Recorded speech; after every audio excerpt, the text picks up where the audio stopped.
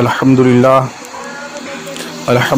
رب العالمین والعاقبۃ للمتقین والصلاة والسلام علی سید الانبیاء والمرسلین اما بعد فاعوذ باللہ من الشیطان الرجیم بسم اللہ الرحمن الرحیم ما اصابکم من مصیبت فبما کسبت ایدیکم ویعفو عن کثیر صدق اللہ مولانا العظیم وبلغنا رسولہ النبی الامین المتین الکریم نحن علی ذلک لمن الشاہدین والشاکرین والحمد للہ رب العالمین۔ آئیے حضرات، ہم سب مل کر سب سے پہلے گنبد خضرا میں آرام فرمانے والے آقا، لمبے لمبے ہاتھوں سے بھیک دینے والے داتا، بے کسوں کے کس بے بسوں کے بس، جناب احمد مجتبی حضرت محمد مصطفیٰ صلی اللہ علیہ وسلم کی بارگاہ رسالت میں بلند آواز سے درود پاک کا نذرانہ پیش کریں۔ پڑھیں مبارز بلند اللہم صلی علی سیدنا و شفیعنا و کریمنا و ملجانا و مولانا محمد مبارک وسلم، صلو علیہ صلاۃ و سلام علیک یا رسول اللہ یا نبی اللہ یا حبیب اللہ صلی اللہ تعالی علیہ وسلم۔ ایک مرتبہ اور بلند آواز سے درود پاک پڑھیں۔ صلی اللہ علی النبی وآلہ صلی اللہ علیہ وسلم، صلاۃ و سلام علیک یا رسول اللہ یا نبی اللہ یا حبیب اللہ صلی اللہ تعالی علیہ وسلم۔ جہاں ذکر حبیب ہوتا ہے خود خدا بھی قریب ہوتا ہے۔ سبحان اللہ۔ جہاں ذکر حبیب ہوتا ہے خود خدا بھی قریب ہوتا ہے، ان کی محفل میں بیٹھنے والا آدمی خوش نصیب ہوتا ہے۔ ان کی محفل میں بیٹھنے والا آدمی خوش نصیب ہوتا ہے۔ آنکھیں رو رو کے سجانے والے، آنکھیں رو رو کے سجانے والے، جانے والے نہیں آنے والے، جانے والے نہیں آنے والے۔ سنیوں ان سے مدد مانگے جاؤ، سنیوں ان سے مدد مانگے جاؤ، وہ نہیں ہاتھ جھڑکنے والے، وہ نہیں ہاتھ جھڑکنے والے۔ سن لے آدھا میں بگڑنے کا نہیں، سن لے آدھا میں بگڑنے کا نہیں، وہ سلامت ہیں بنانے والے، وہ سلامت ہیں بنانے والے۔ حسن تیرا سا نہ دیکھا نہ سنا، حسن تیرا سا نہ دیکھا نہ سنا، یہی کہتے ہیں اگلے زمانے والے، یہی کہتے ہیں اگلے زمانے والے۔ کیوں رضا آج گلی سونی ہے، کیوں رضا آج گلی سونی ہے، اٹھ میرے دھوم مچانے والے۔ بلند آواز سے ایک بار اور درود پاک پڑھیں۔ صلی اللہ علی النبی وآلہ صلی اللہ علیہ وسلم، صلاۃ و سلام علیک یا رسول اللہ یا نبی اللہ یا حبیب اللہ صلی اللہ تعالی علیہ وسلم۔ حضرات، ہم اور آپ مسلمان ہیں۔ ہمارا اور آپ کا اس دنیا میں آنے کے بعد سب سے زیادہ ضروری یہ کام ہوتا ہے کہ ہم اللہ رب العزت کا ذکر کریں۔ یوں تو اللہ رب العزت کا ذکر کرنے کے اپنے الگ ہی الگ طریقے ہیں۔ کوئی انسان چلتے پھرتے اٹھتے بیٹھتے اللہ رب العزت کا ذکر کرتا رہتا ہے۔ کوئی انسان اپنے گھروں میں قرآن مجید کی تلاوت کرتا ہے تو قرآن مجید کی تلاوت کرنا بھی ایک اللہ کا ذکر ہے۔ کوئی انسان اپنے گھر میں یا مسجد میں یا کہیں پر بیٹھ کر تسبیح کے دانوں پر اللہ رب العزت کا ذکر کرتا ہے۔ کوئی انسان نماز کی صورت میں اللہ رب العزت کا ذکر کرتا ہے۔ کوئی انسان اپنے گھروں میں میلاد پاک کی محفل سجا کر اللہ رب العزت کا ذکر کرتا ہے۔ ہر انسان کا اپنا اپنا ایک الگ طریقہ ہے ذکر کرنے کا۔ جیسے انسان ذکر کرتا ہے ایسے ہی چرند پرند، حیوانات، بناتات، نباتات بھی اللہ رب العزت کا ذکر کرتے ہیں۔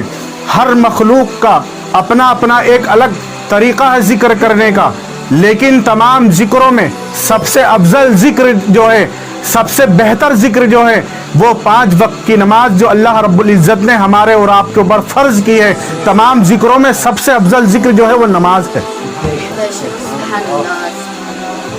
اگر انسان ویسے ہی پوری زندگی اللہ رب العزت کا ذکر کرتا رہے، میلاد کی محفل وہ پوری زندگی سجاتا رہے، قرآن مجید کی تلاوت وہ پوری زندگی کرتا رہے، وہ تسبیح کے دانوں پر پوری زندگی اللہ رب العزت کا ذکر کرتا رہے، جو بھی اس کے طریقے یاد ہیں ان طریقوں سے وہ اللہ رب العزت کا ذکر کرتے رہے، جو جائز طریقے ہیں ان میں سب میں اللہ رب العزت کا ذکر کرنے سے انسان کو ثواب ملے گا۔ لیکن اگر اس نے اپنی زندگی میں نماز نہیں پڑھی ہے، وہ کسی بھی طرح کا ذکر کرتا رہے، جب تک نامہ اعمال میں نماز نہیں ہے، جب تک اس کے نامہ اعمال میں نماز موجود نہیں ہے، تمام ذکر نماز کے آگے پھیل ہیں، تمام ذکر نماز کے آگے کم درجہ رکھتے ہیں۔ سب سے زیادہ جو درجہ رکھنے والا ذکر ہے وہ نماز ہے۔ اگر انسان کے پاس نماز نہیں ہے تو کچھ بھی نہیں ہے، وہ کسی بھی طرح سے اللہ رب العزت کا ذکر کرتا رہے، اس کو ثواب تو ملے گا ہی، لیکن جو نماز کے اندر اللہ رب العزت نے ثواب رکھا ہے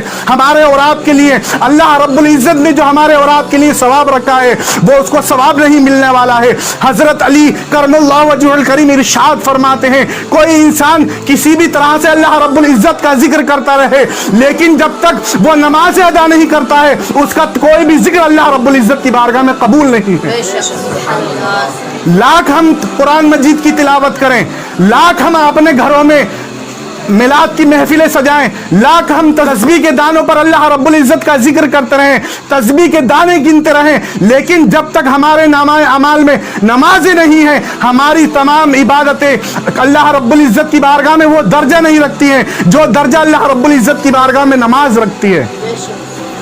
لیکن آج ہم یہ دیکھتے ہیں کہ کچھ گھروں میں قرآن مجید کی تلاوت بھی ہوتی ہے، اللہ ماشاء اللہ، میلاد کی محفلیں بھی سجائی جاتی ہیں، قرآن خوانی بھی ہوتی ہے، لیکن اسی گھر کے لوگ نماز سے کوسوں دور نظر آتے ہیں۔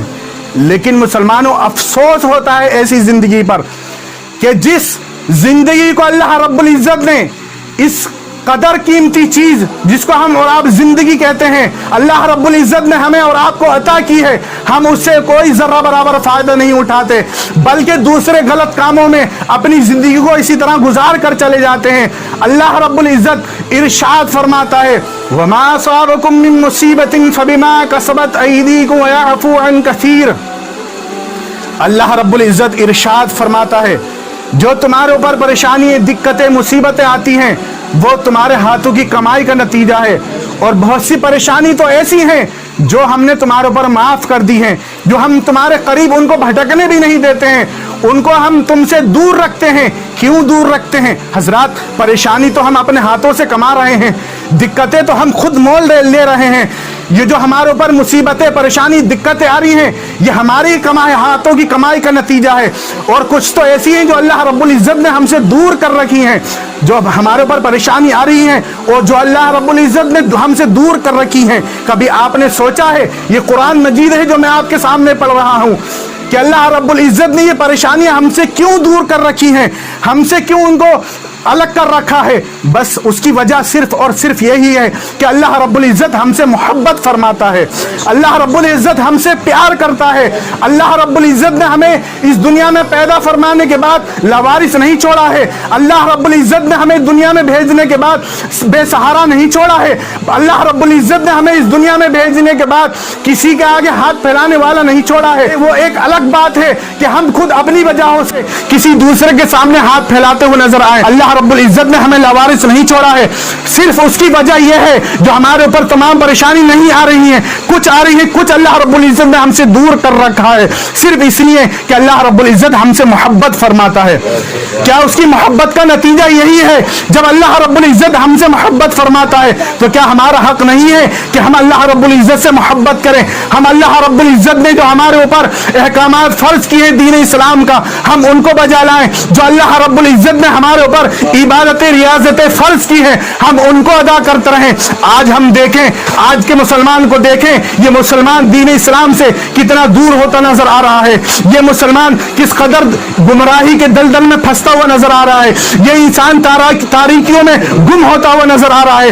آج دیکھیں صحابہ کرام رضی اللہ تبارک و تعالی عنہ کی سیرت کو پڑھیں، صحابہ کرام رضی اللہ تبارک و تعالی عنہ کی سیرت کو دیکھیں، صحابہ کرام رضی اللہ تبارک و تعالی عنہ کی زندگی گزارنے کے طریقوں کو دیکھیں کہ صحابہ کرام رضی اللہ تبارک و تعالی عنہم اجمعین کس طریقے سے اپنی زندگی گزارتے تھے۔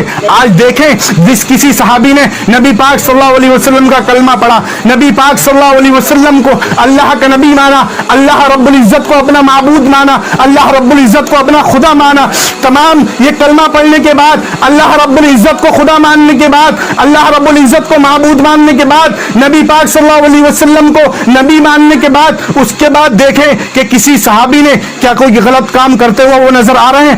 آج تاریخ کے اوراق کو کھنگال کر دیکھیں، آج ان کی سیرت کو پڑھیں کہ کوئی صحابی ایسا نہیں ملے گا کہ کلمہ پڑھنے کے بعد جب نبی پاک صلی اللہ علیہ وسلم نے ان کو حکم دیا کہ نماز ادا کرو، رمضان کے روزے رکھو، اگر مال ہے زکات دو، اگر مال ہے تو حج کرو، یہ تمام فرائض ان کو سنانے کے بعد کیا انہوں نے نماز کو چھوڑا؟ کیا انہوں نے روزے سے منہ موڑا؟ کیا انہوں نے مال ہونے کے بعد زکات ادا نہیں کی؟ کیا انہوں نے مال ہونے کے بعد حج نہیں کیا؟